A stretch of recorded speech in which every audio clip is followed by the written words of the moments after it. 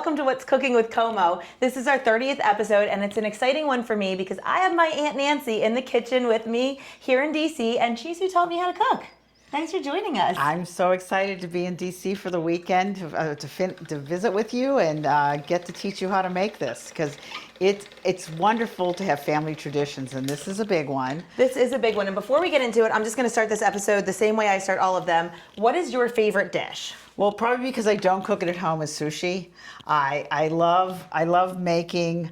I love just going out and having a good sushi dinner. Yes. I love my own cooking, but but my favorite, I think, is just to have somebody else make me some good sushi. Well, and I think too, Nancy, because you are such a great Italian cook, you're a little pickier when you go out. So sushi's fun because it's something you're going to get special when you go out. Right. I needed to re-roll this. I wasn't paying attention. That's okay. Pay attention to your thing. Don't mind me. I rolled out the dough with your recipe, which is all-purpose flour, 3.5 cups. 3.5 cups of flour. 3.5 cups of flour, and then after 3.5 cups of flour, we do 4 eggs. And then we do about 4 tablespoons of warm water after you get the eggs and flour mixed up with a pinch of salt. And Erin and I had a little dilemma here because I have all the utensils at home. I have the KitchenAid mixer. I have a food processor. Well, she doesn't have these things yet, but she showed me what a great kneader she is of dough, and she reminded me of our Grandma Como, because Grandma didn't have any of these pieces of equipment. And she would hand knead all the dough. Yes, she had very strong arms, and she could definitely do matter of fact, she probably had dough on her giant cutting board in the kitchen every single day. Whether it was pasta, whether she was making buns. On Sundays, she would take the bun dough and make little fried donuts. Oh, so that's such a fun childhood, Nance. And what we're making right now is her famous Thanksgiving leftover raviolis. And you said she would take the leftover turkey, spinach, and Parmesan cheese, and the day after Thanksgiving, with all the leftover turkey, she would make these. Right. I think we need this a little longer. See, this is what happens when we start filming. I get distracted. I get distracted, and then my food isn't as perfect. Well, I will tell you. Let me tell you a little bit about the history first. Yeah. About these raviolis. There we go. My grandmother came from the Depression era, and you wasted nothing. And so they would always make a giant turkey, probably about 18-pound turkey every Thanksgiving. Even though we had a lot of people, there was still a lot left over. So they would take their leftover turkey, they mixed it with spinach and Parmesan cheese. She would take all the leftovers. She would take over all the leftovers, the leftover turkey somewhat, and make this concoction, so to speak. It was just spinach, fresh spinach, Parmesan cheese, and leftover turkey. Now she took the turkey and she would grind it up. Don't use ground turkey, it's not the same. And she'd grind the spinach up and the Parmesan cheese, and she made a mixture with some salt and pepper, maybe a little Italian seasoning. That's so smart, and she always did that since you can remember? Yes, but we didn't eat them then. She put them in the freezer, and they became a tradition for Christmas Eve. That is such a fun Christmas Eve tradition. And since it's not Thanksgiving yet, and I knew Nancy was coming, Aunt Nancy, I really wanted to make these. So I bought a small turkey breast at the grocery store. We baked it in the oven for 2 hours at 350, cut it up, and you grinded it up in the food processor. Right, and it's very important. We have the ravioli molds here, and when you do this, you put the dough down, flour the bottom of it, then put the dough on top, and then you just take like your thumb and you make a little indent that the filling is going to go in. You don't want to make the dough too thin or too thick. If you have a handmade pasta maker, you want to put it on. We went from 7 to 5 to 3. Yes, 7 to 5 to 3, because if you go to 1, it gets way too thin. Yes. And I learned this the hard way when I tried to make cheese raviolis without you. I didn't seal mine correctly, and several exploded in the boiling water, and it was really heartbreaking. So you were saying that you take some warm water and just take one of those like paint brushes that we use in the kitchen and put it on. Exactly, because that seals it. And I still go ahead and cut them when we're done, and then I still seal around them because they can open up easily. Now when we're done here, we're going to sit them in the refrigerator probably for about an hour before our company comes. And that helps to seal them even more, right? Yes, exactly. And then afterwards we'll show everyone, because we were pinching them just to make sure yes, that they were all good. Okay, this is a perfect piece of And we also dough. want to note, if you don't have the ravioli molds, you could always do a sheet. You could put some on it. You could put the thing on top. And then, like you said, we happen to have a ravioli cutter I ordered here. this kit online. Yes. Because I was really excited to have this lesson with you. And so you could do that, then cut them. You could make I don't know if you've seen in restaurants, some people make very big raviolis. Some make little teeny ones, like it's in the Chef Boyardee. So, but I think those are made on machines. But those were some great cans back in the day. Yeah, I'm telling you, you want Italian food when you were young, it suddenly tasted delicious to you. But And I love all the traditions that you have from Grandma Como because she's from Sicily. she is. She came over as a little girl. But again, like I said, because she came out in the Depression, she wasted nothing. So she was really inventive with making sure any type of leftover went to something else. Yes, and that was so important, which always tasted good. Her minestrone soup. Oh, that sounds good. Really, she didn't have a recipe. She just put all the leftovers in front of the refrigerator in the minestrone soup. You know what? But that's like the best way when you have extra vegetables. You would make that amazing vegetable soup. I lived with Aunt Nance when I first moved to DC at your place in Alexandria, and you taught me how to make the best soups and salads and roasted vegetables. Which are so healthy for you, especially I'm from Pittsburgh, so soup in the winter is everything. You know, we live on soup because it's cold. Yeah. Unfortunately, but And then all you need is your leftover veggies, either a crock pot. oh, you can use fresh veggies. I mean, it's fine, but if you have some leftovers, but you can put it in a crock pot. We go out, do it early in the morning, go out all day, and you got dinner when you come home. Oh my God, those are stuffed perfectly. And you were telling me earlier, another error that I made when I made them with cheese, I overstuffed them. Yes, never overstuff your raviolis because they're just going to fall apart then. So if you see here, this is the brush we're using. We're just going between them and we're putting a little water in there. And that's some lukewarm water. Oh, and you just paint the edges. Now, last time I did this, I tried to use egg wash. I was like fancy with it, but it did not work. It got sticky. So water's better. That's what I've always used. I've never tried the egg wash before. Okay. And then we cut the edges too to make them nice and thin for good ravioli sizes. And we made a little round of them before we started taping. Oh, that looks so good. Okay, so I also like to cut off the edges because again, with it, don't waste things. Right. We're going to reuse this dough again This to is make from other the, shit. Oh, sorry. from the first pile. This is Yes. great. And I'm going to run this through because we have another one right here. So we'll make 1, 2, 3, 4, 5, 6, 7, 8, 9, 10, 11, 12. So we're going to make like a lot of raviolis. And the other thing is, for you working people out there, this is a nice thing to do on a Sunday. You can have a Sunday dinner, but if you make a lot, you toss them in the freezer, and it becomes a quick dinner. When your kids come home from school and they're starving and you've worked all day, you can quickly even use jar sauce, pull them up, boil them up, and you have dinner. Now here's my question. When you freeze them and you take them out, can you dump them in the boiling water frozen? Yes, Oh, absolutely. perfect. So you don't have to put them in the fridge or anything? No, nothing. You don't never unthaw them. Oh, look at that. So we put the press on top. We see the press. Oh, look at that. I probably didn't press down hard enough the first time, so I should have done this. Oh, I see. My brute force.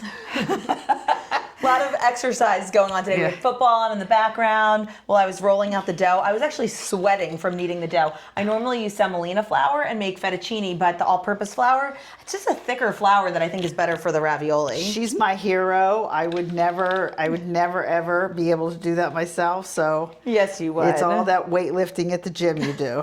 Thanks, Core Power Yoga. This is really good.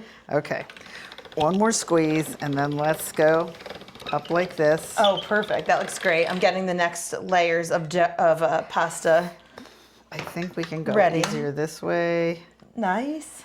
Let's see. And everyone in our family cooks pretty much. Yeah. Your son Chris and your daughter Lauren, my cousin's I taught very good both of cooks. actually, my son cooked his way.